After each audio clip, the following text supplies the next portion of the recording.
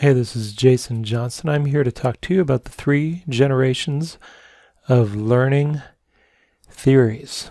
The basic idea here is that certain learning theories have historically followed along with changes in distance education.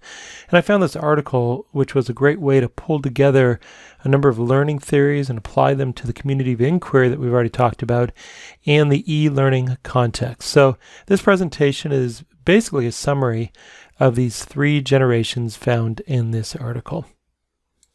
Those 3 generations are cognitive behaviorism, constructivism, and connectivism. These are not exclusive, they're all happening right now, but this is just a good way to organize thinking around these learning theories that really came out chronologically. First, cognitive behaviorism and so on. So let's look at each one of these theories individually. So our first here, cognitive behaviorism, was defined as new behaviors or changes in behaviors that are acquired as a result of an individual's response to stimuli. This is the classic stimuli response. We have Pavlov's dog here, given food, ring the bell, and then you take the food away, ring the bell, and it continues to salivate. So also called classic conditioning. Theorists like B.F. Skinner, Edward Watson. With cognitive behaviorism, the education is essentially passive, that the students just receive whatever is given to them. They get a positive or negative reward for recalling that information that they received. It's mostly an individual approach to education. In regards to distance education, this is the era of correspondence courses via the mail and mass media education via TV and radio.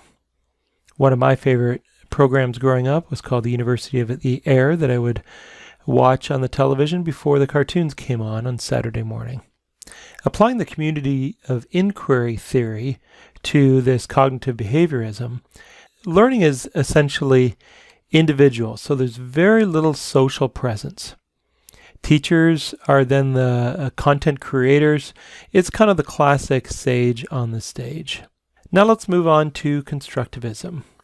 The article defined this as each learner constructs means by which new knowledge is both created and integrated with existing knowledge. Classic educational theorists behind this one, Jean Piaget, Vygotsky, John Dewey. For this article, the constructivism really lumps in the social constructivists and the cognitivists. And basically what the learner would do would be to build on previous knowledge, creating something more and more complex until they developed whatever it is that they're trying to achieve. This is the era of conferencing, first with audio, then video. Some of you may remember ITV, then over the web with some of our newer video conferencing tools like Zoom and Skype.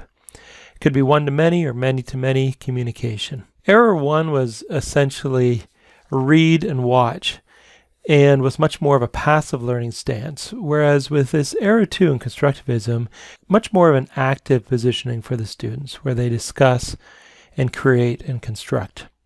In regards to the community of inquiry in constructivism, social presence is an important feature, critical component. Cognitive presence is intended to be as authentic as possible, using a lot of real-world content, situations, and applications. From a teaching presence perspective, teaching is both guiding. From the perspective of teaching presence, teaching is both this guiding presence as well as a direct instruction. But the teacher does tend to step aside from the sage on the stage to more of a guide on the side, leading the students in discussion and knowledge construction. Then in era number 3, we have emerging theorists from the early 2000s, George Siemens, Stephen Downes. And basically this is building and maintaining network connections that are current and flexible enough to be applied to existing and emergent problems. So in this case, the learner is active, much more of an explorer as pictured here. They go out into the world, they make connections, they create, they evaluate, they come back. Even though they are more connected, they're also more solitary in their learning. Content becomes more down to a personal level and self-created. With connectivism, it's no wonder that this theory emerged in the era of the World Wide Web. This other technology that kind of works with this is anything that's Web 2.0, social networks like Facebook and Twitter and so on, any kind of aggregates that are out there that pull information together to give to other people.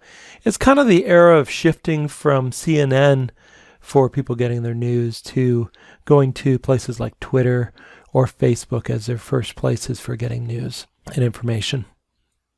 In regards to the community of inquiry, Connectivism has the assumption that information is plentiful and learners have access to powerful networks. So the cognitive presence is a little different.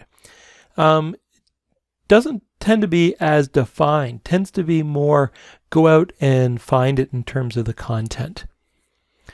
Now, in regards to the social presence, it tends to be a larger, wider social network versus the connection that you might find within the social presence where you would think about a classroom situation. In this case, with Connectivism, it's more like the world is your classroom. You're making connections with people all over the world in various contexts versus just the people in your class. In regards to teaching presence, teachers really, in this case, help learners make the connections. They're not relied on for defining or generating or assigning content. Teachers really become more of a critical friend or a co-traveler in this journey of learning. The learners might go out and they come back and they talk to their teacher about what they learned. And the teacher might give them some feedback about what they learned and where to look next. Well, I hope this was helpful. 3 generations of learning theories. This is a reference to the article that you see there, and the link to the article, of course, will be in the Canvas shell as well for reference. Let me know if you have any questions.